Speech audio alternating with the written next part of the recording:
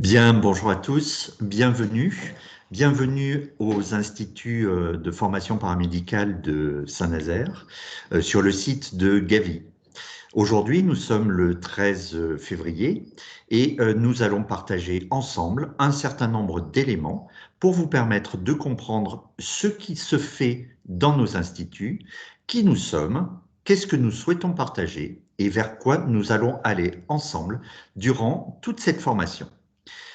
Nous allons partager ensemble un document de façon à ce que vous puissiez prendre des notes et puis avoir un visuel durant tout l'exposé que je vais vous faire, qui devrait durer une petite vingtaine de minutes.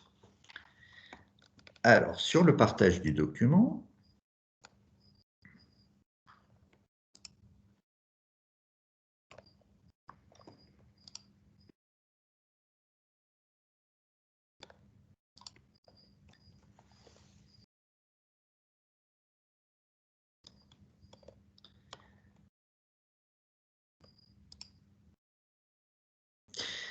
bien. Aujourd'hui, nous allons parler un petit peu des instituts. Alors, les instituts, il y a l'IFSI et puis il y a l'IFAS. Alors, qu'est-ce que veulent dire ces acronymes?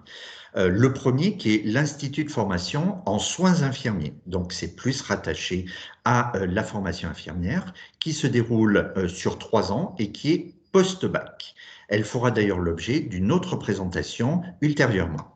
Et puis, nous avons l'IFAS. Alors, l'IFAS, c'est l'Institut de formation aide-soignant qui se déroule à ce jour en 10 mois et qui fait l'objet d'une formation qui est infra-bac, c'est-à-dire avant le bac. Il y a un certain nombre de passerelles entre ces deux formations.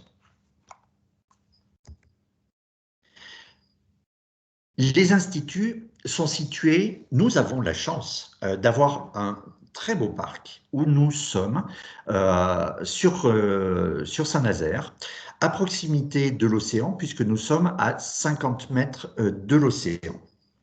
C'est un avantage particulier dans le sens où tout l'air marin permet une excellente concentration auprès des étudiants et puis de l'équipe des deux instituts.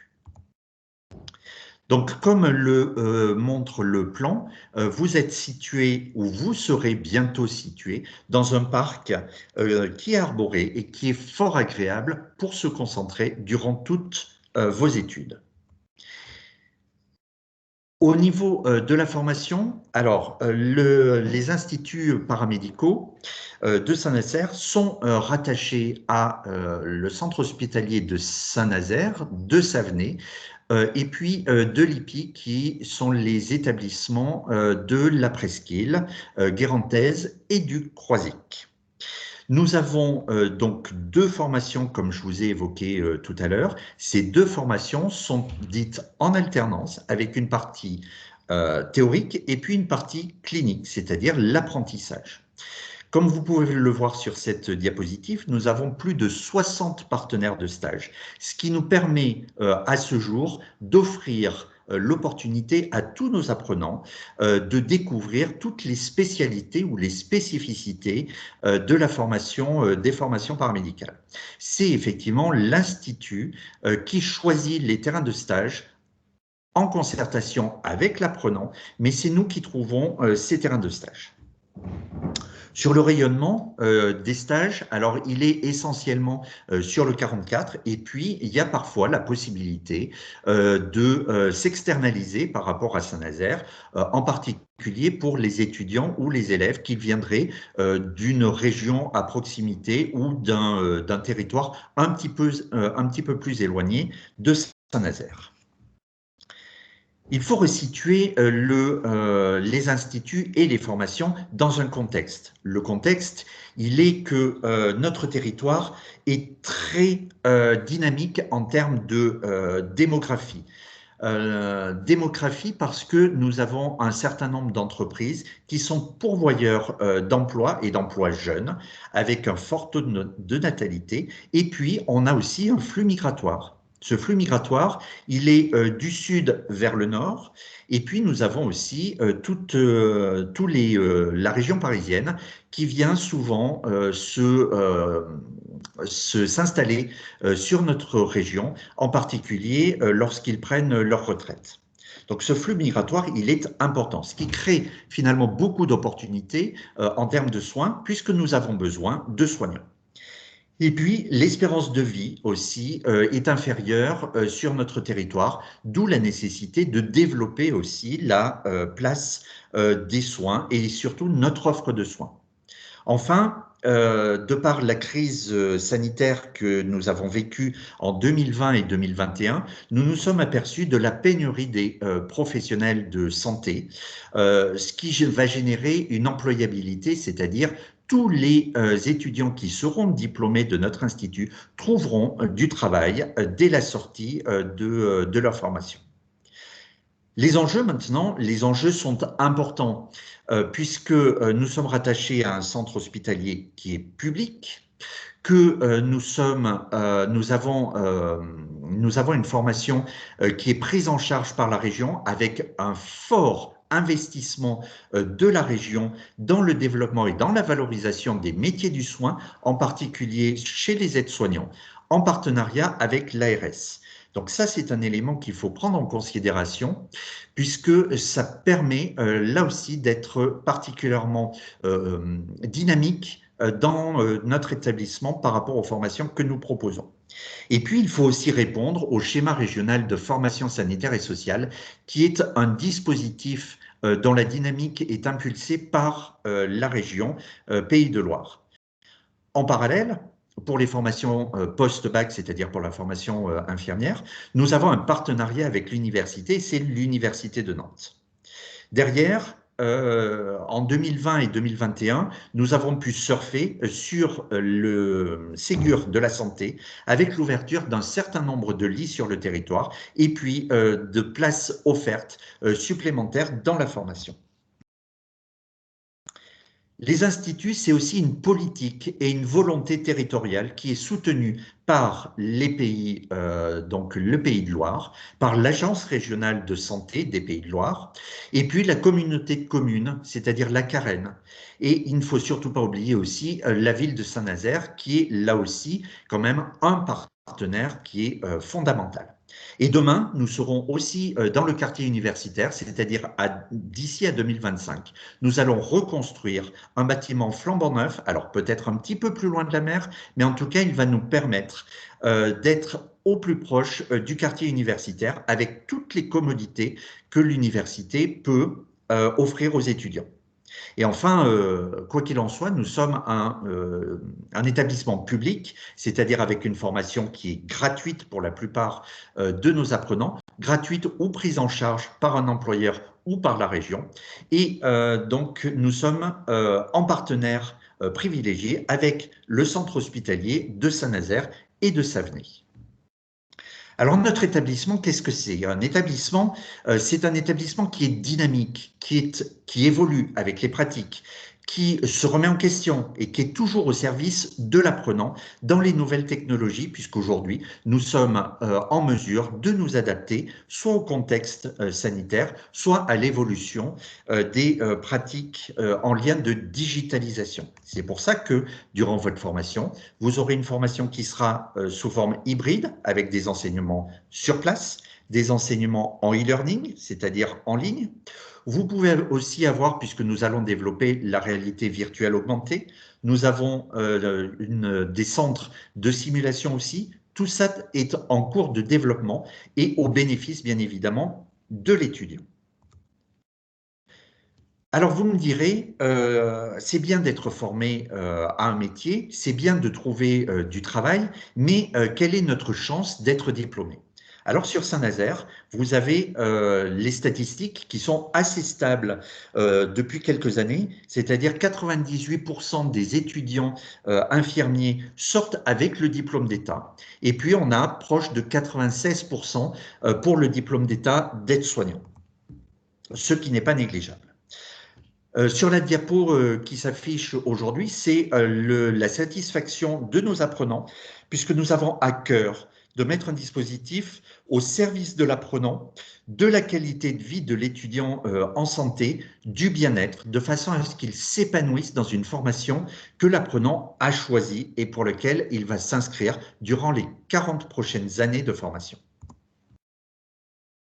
Nous disposons d'une équipe pédagogique qui est dynamique avec 13 formateurs, toutes formations confondues. Nous avons un accompagnement qui est très pragmatique et au plus proche des besoins de l'étudiant. Nous avons une cellule administrative qui sera là pour vous accompagner dans les différentes problématiques que vous pourrez rencontrer en lien avec les finances, en lien avec les documents qu'il va falloir fournir aussi. Et puis, l'usager, au cœur de notre avenir professionnel. L'usager, qu'est-ce que j'entends derrière l'usager? J'entends bien sûr le patient ou le résident que nos apprenants vont apprendre à connaître et puis découvrir et puis soigner autant que faire se peut. Nos pratiques pédagogiques, nous les avons évoquées tout à l'heure. Nos deux formations sont basées sur le développement des compétences, sur l'expertise, et nos formateurs se forment régulièrement, se remettent en question et découvrent de nouveaux outils de façon à ce que l'étudiant puisse apprendre plus facilement, comprendre ce que l'on attend, de façon à faire un professionnel de qualité, réflexif et autonome. Je vous ai évoqué tout à l'heure le secrétariat. Alors, le secrétariat est ouvert de 9 h à 17 h et vous pouvez noter l'adresse mail ainsi que le téléphone. Nos 3 secrétaires sont très dynamiques et se mettent à votre disposition, en particulier au moment des inscriptions, que ce soit début d'année pour la formation infirmière et puis en cours de premier trimestre pour la formation aide-soignante. Nous avons bien sûr un centre de documentation de ressources et de recherche, puisque les formations que nous dispensons dans notre établissement sont basées aussi sur la recherche. La formation infirmière un petit peu plus importante, dans le sens où depuis 1999, avec les accords de Bologne, nous sommes dans un système dit LMD, licence, master, doctorat, et la formation infirmière est vraiment basée sur la dynamique de recherche en vue de développer les sciences infirmières.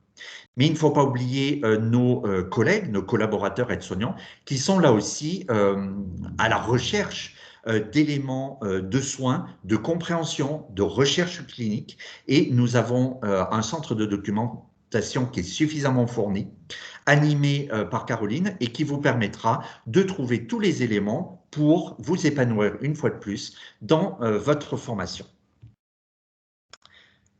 Alors, qu'est-ce que nos instituts portent? Ils portent des valeurs. Ils vous aident à construire, ils vous accompagnent dans cette construction identitaire de futurs professionnels du soin. Les enseignements sont faits à partir de processus, à partir de compétences. Nous avons des accompagnements cliniques, comme j'ai évoqué tout à l'heure. Nous intégrons des savoirs-agir auprès du patient. Nous analysons nos comportements, les situations, en vue d'être le plus à même d'offrir une solution à la situation qui se présente devant l'apprenant. Alors cette construction identitaire, cette expression de construction identitaire, elle ne se fait pas qu'à l'IFSI, bien évidemment, ni à l'IFAS. Il y a le projet de l'apprenant, il y a bien sûr la formation de l'IFSI et de l'IFAS, et puis il y a le corps professionnel, que ce soit aide-soignant, que ce soit infirmier. Et l'apprenant va se construire en jonglant entre ces 3 pôles qui va lui permettre de construire sa propre identité, le souhait de ce qu'il souhaite devenir comme professionnel. Et puis, une fois de plus, on est dans un contexte d'épanouissement professionnel. Et ça, c'est un élément qui est fondamental durant les 3 ans ou l'année de formation pour l'école d'aide-soignant. Alors, j'ai souhaité prendre l'iceberg parce que l'iceberg est assez représentatif de ce qui se passe dans la formation. L'apprenant va arriver avec ses représentations, avec son identité personnelle, et puis avec ce qu'il va montrer. C'est toute la partie émergée de l'iceberg. Et la partie qui est profonde, qui s'appelle biographique, c'est une partie qui appartient exclusivement à l'apprenant. Notre souhait n'est pas d'aller en profondeur, mais il est de faire émerger tous les éléments qui sont à la lisière de l'eau et qui pourraient contribuer à développer cette identité professionnelle. C'est la raison pour laquelle on dit qu'elle est à la fois stable et provisoire. Stable parce que l'apprenant, il est construit avec 18 ans d'expérience, et puis provisoire parce qu'il va évoluer durant toute sa formation. Et puis nous avons les outils pour accompagner cette transformation, pour aider l'apprenant à se développer durant les différentes formations qu'il va rencontrer. Alors l'environnement de travail, aujourd'hui, l'informatique est incontournable. Nous l'avons vu durant la période de crise sanitaire, et puis nous avons continué à développer cet outil, puisque aujourd'hui, l'informatique et particulièrement les Internet et les réseaux ne sont pas là que pour divertir chaque personne, mais il est là aussi comme source indéfectible de ressources, d'informations qui vont contribuer à analyser, réfléchir, construire les unités d'enseignement et puis les travaux que les apprenants vont pouvoir réaliser et présenter auprès de leurs camarades ou lors des évaluations auprès des formateurs ou de moi-même. Nous avons parlé de la théorie. Alors la pratique, elle se fait. La pratique, elle va se faire bien sûr durant les stages, mais elle va se faire aussi par des situations de simulation. Nous avons des mannequins de haute fidélité. Nous avons aussi des bras, notamment pour réaliser des perfusions. Nous avons du matériel aussi qui permet d'être au plus proche des besoins et de réalités que l'étudiant va rencontrer lorsqu'il sera en stage. Nous avons des situations simulées aussi. Ces moments assez divertissants vont ancrer et aussi amener de l'expérience aux différents acteurs. Et puis, il y a les gestes de soins d'urgence. Les gestes de soins d'urgence sont des gestes qui sont impératifs, qui sont obligatoires durant la formation infirmière et la formation aide-soignante. Et nous avons des mannequins, nous avons des professionnels qui se déplacent. Nous avons Sabrina aussi, qui est responsable de la formation soins de gestes d'urgence. Et enfin, comment comprendre ce que vit la personne vieillissante? Eh bien, nous avons du matériel que nous allons disposer auprès des apprenants de façon à ce qu'ils comprennent, ce qu'ils vivent, ce que la personne vieillissante ou handicapée va avoir au quotidien durant tous ses déplacements. Ça aussi, ce sont des moments qui sont assez ludiques. Alors, vous souhaitez devenir aide-soignante. Aide-soignant, on va dire, parce que effectivement, nous avons une majorité de femmes ou de jeunes filles qui se présentent pour être aides-soignantes, mais nous avons aussi des hommes. Alors, pas assez, malheureusement, nous sommes aux alentours de 10%. Et la mixité des formations, la parité des formations, puisqu'on parle de parité aujourd'hui, est importante pour créer une émulation, pour créer un groupe, pour créer une entente. Et comme l'a évoqué dans sa campagne en 2020 la région Pays de Loire, engagée pour le bien-être au quotidien. Alors, vous désirez être aide-soignant. Il faut savoir quand même qu'au niveau du contexte, il y a une personne sur 5 en France qui a supérieur à 65 ans. Donc, vous allez rencontrer durant tout votre cursus la personne vieillissante. Nous avons aussi, nous savons aujourd'hui que plus de 20% d'ici à 2023 des soignants seront retraitables. Et donc, cela génère un taux d'insertion professionnelle supérieur à 95%. Comme je vous ai évoqué, une personne qui sort de notre institut, c'est une personne qui va trouver un travail. Et ça, c'est important parce que toutes les filières professionnelles dont nous faisons partie n'obtiennent pas un tel taux. Donc, vous entrez en formation, vous développez vos compétences, vous développez une identité et vous êtes sûr d'avoir un travail à la clé. Être soignant, c'est quoi? C'est travailler sur la continuité de la vie. C'est prendre soin de la personne qui est en diminution de son autonomie.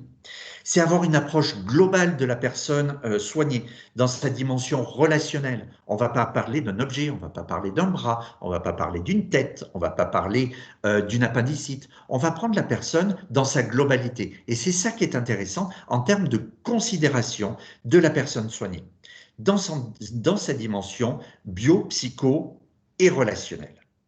L'aide-soignant, il l'accompagne, il travaille aussi en collaboration étroite avec l'aide-soignant, avec l'infirmier, pardon. Et donc, il accompagne cette personne qui a besoin de recouvrer la santé. Il contribue, parce que l'aide-soignant ne va pas s'occuper que des personnes malades. Si on est en institution, en EHPAD, en établissement médico-social, on va aussi avoir la dimension du bien-être. Et c'est ce qui permet aussi de projeter le résident dans un projet de vie. Et l'aide-soignant a toute sa place dans cette dimension. Alors je vous laisse quelques instants méditer sur cette phrase qui me semble vraiment recouvrer plus exactement toutes les valeurs qui sont véhiculées dans la profession d'aide-soignant.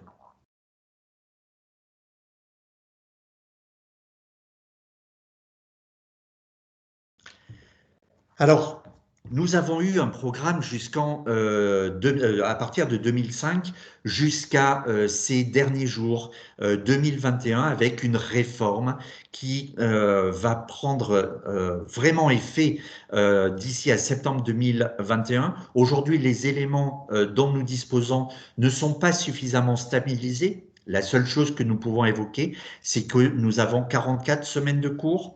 Nous aurons une formation estimée entre 10 et 12 mois. C'est une formation par alternance avec des cours et puis avec des stages. Et bien sûr, elle débouche sur un diplôme d'État. Et par la suite, les perspectives professionnelles sont de devenir infirmier, de devenir cadre de santé ou cadre de santé formateur. Vous pouvez devenir directeur et puis il y a des formations complémentaires comme les assistants en soins gérontologiques. Mais en tout cas, nous souhaitons que nos élèves aides-soignants puissent s'épanouir dans la profession d'aide-soignant. Nous avons réellement besoin d'aides-soignants sur le terrain de façon à prendre soin de l'usager. Et ça, c'est fondamental en termes de valeur et puis de reconnaissance. L'apprentissage clinique, nous l'avons évoqué, ce sont tous les stages que nous allons rencontrer durant votre formation. Et les passerelles, comme je vous ai évoqué, ce sont les passerelles vers l'infirmière de bloc opératoire, puéricultrice, aide puéricultrice, infirmière de pratique avancée. Et puis, on a beaucoup de filières, ce qui fait que notre profession permet une fois de plus de s'épanouir, mais aussi d'évoluer pour ne jamais s'ennuyer durant toute notre carrière. Et enfin, les grandes diversités des lieux d'exercice, elles sont en milieu hospitalier, en milieu extra-hospitalier, en SIAD, en structure à domicile, en EHPAD, en établissement médico-social. Enfin, pour terminer, nous avons bien sûr des cours, nous avons beaucoup de stages, mais nous avons aussi des actions promotionnelles. Et dernièrement, nous avons contribué, de par cette action, à apporter un petit peu de notre science, de notre culture, de nos valeurs, en participant au Téléthon avec les différents étudiants. Le dernier élément, vous avez compris, il y a la partie sérieuse, parce qu'il faut travailler. C'est une formation qui demande beaucoup d'investissement, beaucoup d'engagement, c'est nécessaire, mais il y a quand même des moments de convivialité. Nous avons fait une rentrée dernièrement sur la plage de Trébézy, qui se trouve à 50 mètres, et puis nous avons eu aussi des moments festifs, tels que la soirée Pulmoche à Noël. Et nous essayons régulièrement de nourrir ces moments qui sont fondamentaux parce qu'ils sont partagés avec notre équipe et puis avec tous les étudiants. C'est un moment de reconnaissance, c'est un moment d'appartenance, c'est un moment où tout le monde se reconnaît, chacun faisant partie de cette culture des instituts de Gavie.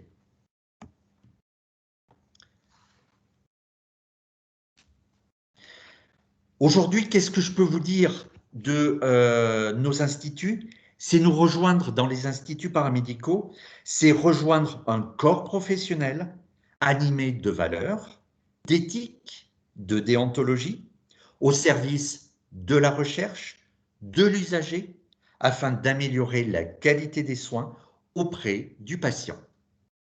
En tout cas, je vous remercie beaucoup pour toute l'attention que vous avez portée à mon exposé. Et moi, en tant que directeur, Jean-Pierre Aupetit, je vous souhaite la bienvenue une nouvelle fois et je serai très heureux de pouvoir vous retrouver dès l'année prochaine, dès la rentrée prochaine, pour partager votre projet.